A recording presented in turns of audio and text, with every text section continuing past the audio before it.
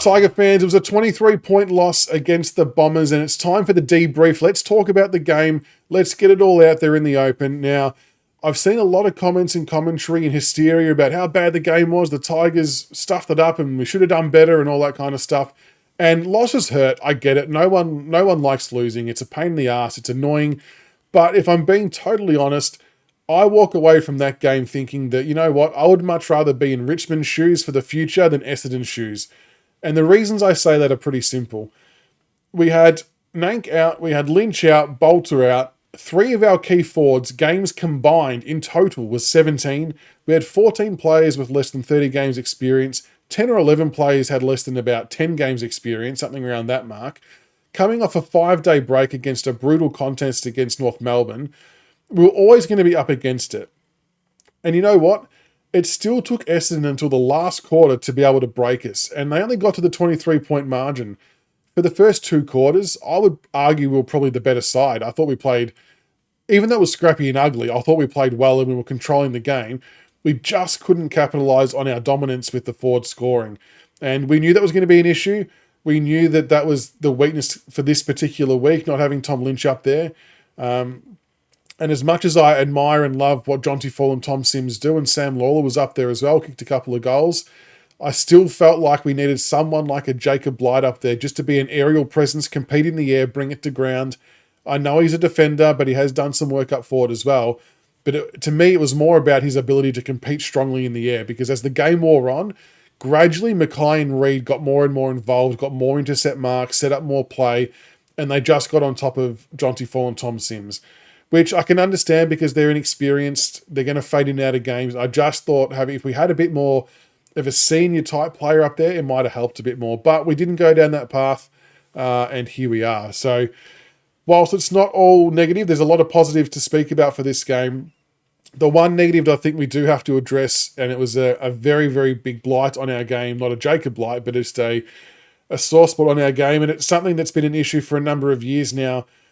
And it was our stoppages. We got absolutely slapped in the stoppages. We lost the clearances 45-23. That is a complete and utter annihilation. To give context on the numbers, our 2025 average is 33.2, so we're 10 below that. And Essendon's average is 36.6, so they're about 9 ahead of where they usually are. You're not going to win many games like that if you have that type of number. And look, I know Taranto kicked a couple of goals, got 20-odd disposals, and probably in totality, looking at the numbers, had an okay game. But there was just some times he just looked a bit lackadaisy in the middle, didn't really chase much, didn't apply pressure. Hopper had an okay game, but I just felt the whole midfield cohesion wasn't there. And like we know, when that's not there, that puts your defence under a crazy amount of pressure, and just by sheer weight of numbers, that a team will eventually score. But what then ends up being a little bit disappointing is, again, like I said previously, we then didn't see any changes to the midfield. We just kept rolling the same names through. Again, speed just seemed to be the one thing that was lacking from our midfield. And it's been a big few weeks for them, so they could be just a bit tired. But we have to address that part of our game ASAP, because it's just not sustainable. And it's been an issue for a long time now. So not sure how we're going to fix that.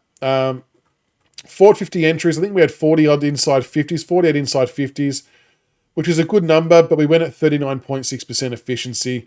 Again, we looked okay early. We were sort of hitting our targets, but later in the game, we just fell away and we're just bombing it in, and they were able to chop it off. So a lot to rectify there. But like I said, the fact that we only lost by 23 points, and honourable losses are okay. I just think when you think about the circumstances, I mean, you take any of those player types out of anyone's team and have the inexperience that we've got, and everyone's going to struggle. I don't care who you are. So I think with that type of understanding, you can see why we dropped the game. Another stat that kind of worried me a little bit, though, was tackles inside 50. We only had 2. Now, last week we had about 17, which was a crazy number. Might have even hit 20 at one point. So 2 tackles inside 50 when our average is 8.7. I don't think it's really acceptable. So I didn't actually catch any of Uze's post-game presser, so I'm not sure what he said there. But that wasn't a great thing either. But looking at some of the individual performances, Sam Banks, I thought, again, had a really nice game. 29 disposals, 608 metres gained. that's now 3 weeks in a row he's put in a really good effort at halfback. And really, I know Jaden Short's got the injury at the moment. Oh, shit. Said the word. But he's probably keeping him out of that spot, if I'm being honest, for the moment anyway. And I think I want to give a bit of a shout out to the back line in its entirety. I thought Ben Miller especially had a really nice game. 14 disposals, 6 marks, 3 tackles. But yeah, he was against 2 metre Peter for most of the night. I thought he did really well. Halved his contest and did some really nice work. Floston and Broad did well as well. Tom Brown, 21 disposals. The one that probably didn't do so well, not that he's a full-time defender, but Hugo Ralsmith did get smoked 3 times by the debutant, which wasn't great to see. He kicked 2 goals of his own. Offensively, he was okay. Defensively, he got torched a bit, so he's going to have to get better at that, or we're going to have to find a way to not leave him in a vulnerable position where he can get exposed. Campbell Gray as well, 11 disposals, 6 marks, 2 tackles. Again, did not look out of place in that game. That's his second game of AFL footy, and he's looked really good. I'm more than happy to keep persisting with him. I think he's someone you've got to keep getting games into. But I know there's other players to come back in. I don't know how it's all going to work. But another really good job from Campbell Gray. I think we found one there. That's a good find. Luke Traynor, only had the 8 disposals, but what Luke Traynor did for me last night was he showed that he had another string to his bow by playing forward. So Uze obviously flicked a few magnets around on the back of our forward structure not being what it usually is with no Lynch, and then Sammy Lawler obviously went off with the hamstring.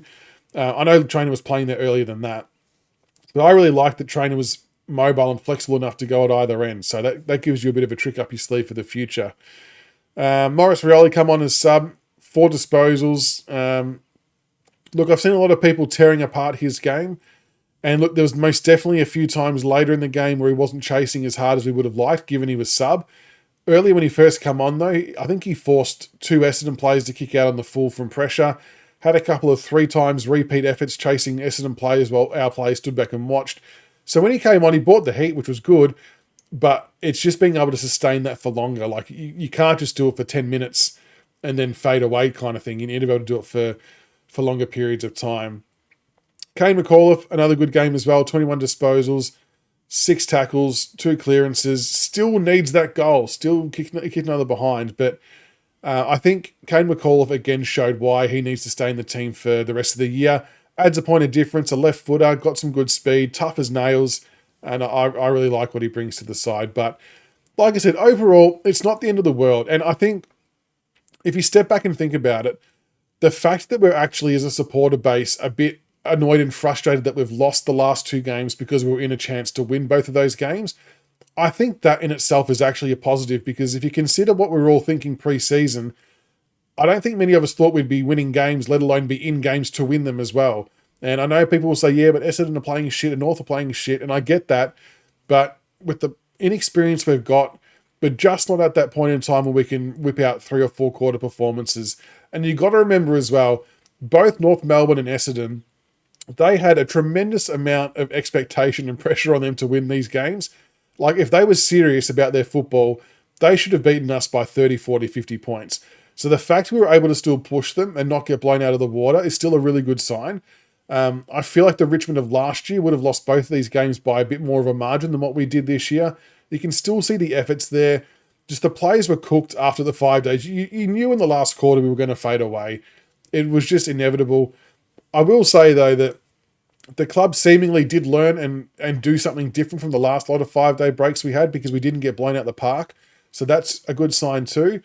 But again, I just want to reiterate that whilst it's okay to be frustrated about losing, make sure you still keep perspective of where the team's at in its entirety. We're still very young. We're still very inexperienced. We're going to fade in and out of games. We're not going to play 4 quarters. We are going to be a bit scrappy at times. But I tell you what, the future of our side looks a lot more brighter than the future of North Melbourne and Essendon. You've got to remember, we're 11 rounds into a very, very deep rebuild. 11 rounds. And we've already shown more than enough that we're going to be competitive again next year. But to even get close and push these teams who are 4 or 5 years ahead of us in a rebuild phase, I think is a really big positive sign and a tick for us. So stay tough. It's a roller coaster ride. It's going to have ups and downs. But we've already banked 3 wins, which is more than what we got last year. So anything from here on out's a bonus. We get a few more players back soon, so that'll be exciting. But that's it. That's the round 11 the round 11 debrief. Make sure you like and subscribe. Leave a comment below what your thoughts on the games were. And we'll see you all on Monday night for the live show, 8:30 p.m. Get around the Tigercast. Don't forget to get yourself a stubby holder. And we'll see you for Monday night for the live. Until then, go Tigers.